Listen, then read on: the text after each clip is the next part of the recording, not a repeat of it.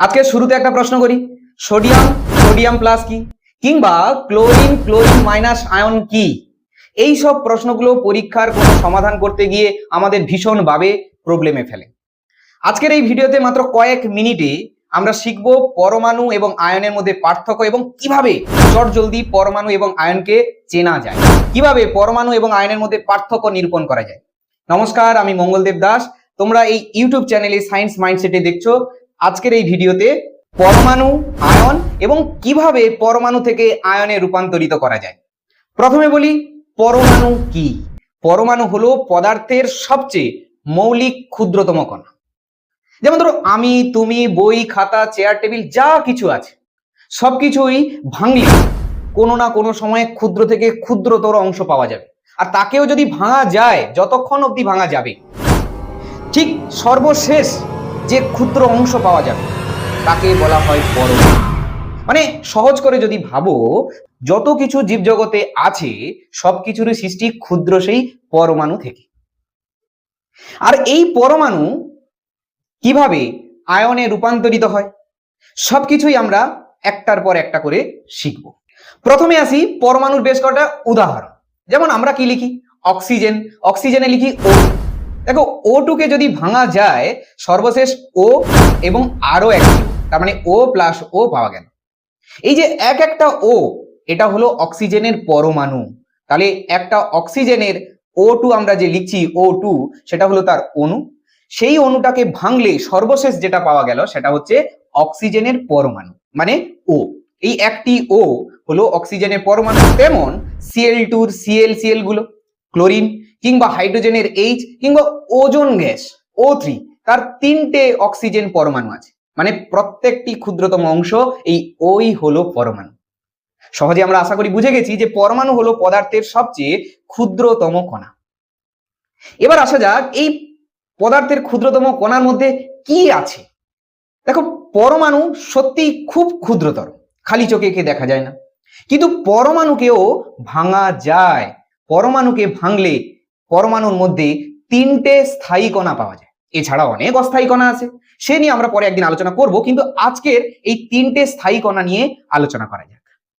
পরমাণুর মধ্যে যে তিনটে স্থায়ী কণা আছে, একটা হলো প্রোটন, ধনাত্মক আধানযুক্ত, একটা হলো নিউট্রন, এর কোনো আধান নেই, এটি নিস্তড়িত, আর একটা হলো ইলেকট্রন, নেগেটিভ আধানযুক্ত, মানে ঋণাত্মক আধানযুক্ত। কিভাবে থাকে পরমাণু? দেখো পরমাণু থাকে, পরমাণুর দুটো অংশ আমরা বলতে পারি। মাঝের অংশ যাকে আমরা বলি নিউক্লিয়াস, আর ঠিক তার বাইরের অঞ্চল যেখানে ইলেকট্রন গুলো বিভিন্ন বৃত্তাকার কক্ষপথে ঘুরে বেড়াচ্ছে, সেগুলিকে আমরা কক্ষপথ নামে চিনি, এবং সেই বাইরের অংশে থাকে ইলেকট্রন। মোদ্দা কথা, পরমাণুর যে মাঝের অংশ আছে সেখানে থাকে প্রোটন আর নিউট্রন। ওখানে তো নিউট্রন তো আধানবিহীন। তাই আজকের আলোচনায় এই যে পরমাণুর মাঝের অংশে যে প্রোটন আর নিউট্রন থাকে, সেই পরমাণুর সেই যে প্রোটনের কথা বলবো আজকে, সে হচ্ছে ধনাত্মক আধানযুক্ত। আর ঠিক নিউক্লিয়াসের ঠিক বাইরের অংশে যেখানে ইলেকট্রন ঘুরে বেড়ায়, সেখানে সেই যে ইলেকট্রন গুলো থাকে, এগুলো তো মাইনাস আধানযুক্ত। কিন্তু মজার ব্যাপার হলো, যতগুলো প্রোটন থাকে ঠিক ততগুলোই থাকে ইলেকট্রন।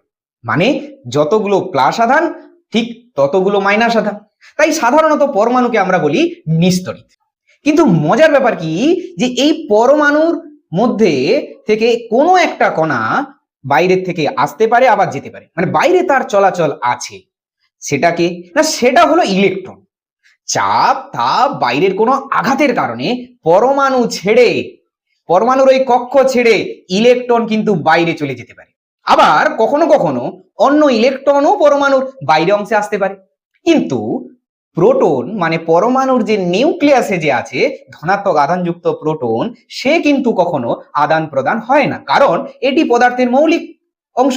আর প্রোটন চেঞ্জ হয়ে গেলে পরমাণুটাই চেঞ্জ হয়ে যায়। তাই আজকের আমরা এটুকুই মনে রাখবো যে পরমাণু মধ্যে যে প্রোটন থাকে সে আদান প্রদান হয় না।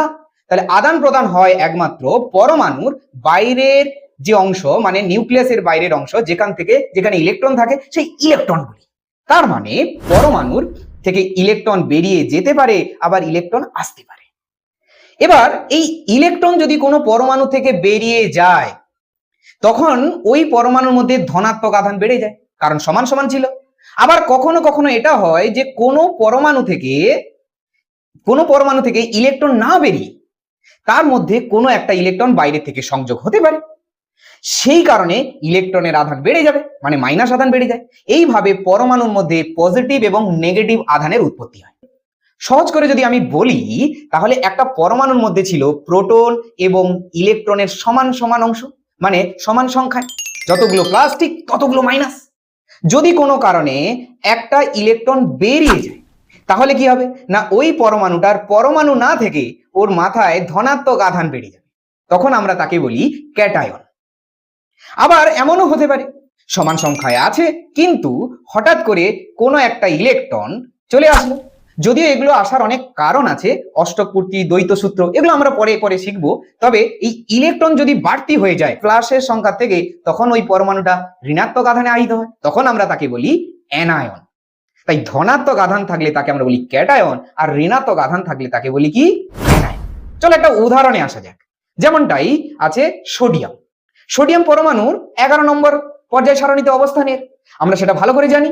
তাই সোডিয়াম পরমাণুর প্রোটন আছে 11টা, ইলেকট্রন আছে 11টা। এই সোডিয়াম থেকে যদি একটি ইলেকট্রন কোনো কারণে বেরিয়ে যায়, তাহলে এর একটি ধনাত্মক আধান বাড়তি দেখা যাবে।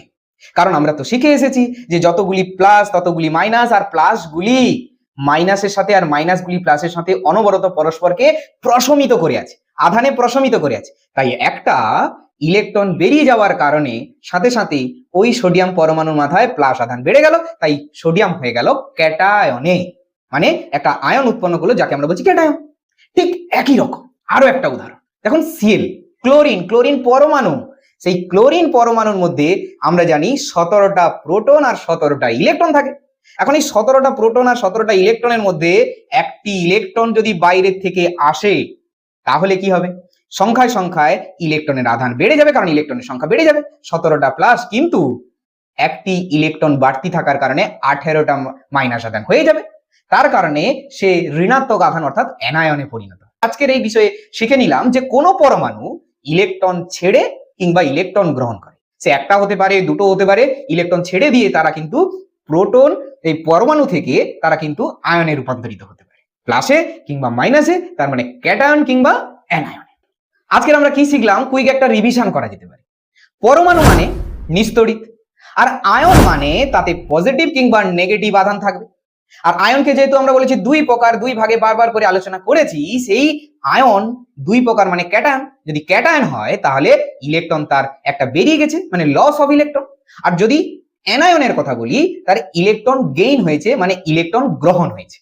তাহলে আমি একটা কোশ্চেন তোমাদের জন্য দিচ্ছি, তোমরা তাহলে বলো যে Fe2+, এই আয়নটা থেকে একটা ইলেকট্রন বেরিয়ে গেছে, তাহলে তোমরা বলো এর এখন বর্তমান আয়নের অবস্থা কি থাকবে, পরমাণু থাকবে নাকি আয়ন থাকবে? আর যদি আয়নই থাকে, কি রকম আয়নে থাকবে?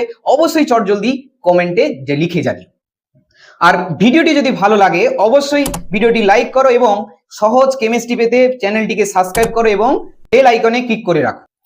আজ এই পর্যন্ত, দেখা হবে পরবর্তী কেমিস্ট্রির একটি ভিডিও নিয়ে। ততদিন ভালো থাকো, পড়াশোনা করো মন দিয়ে।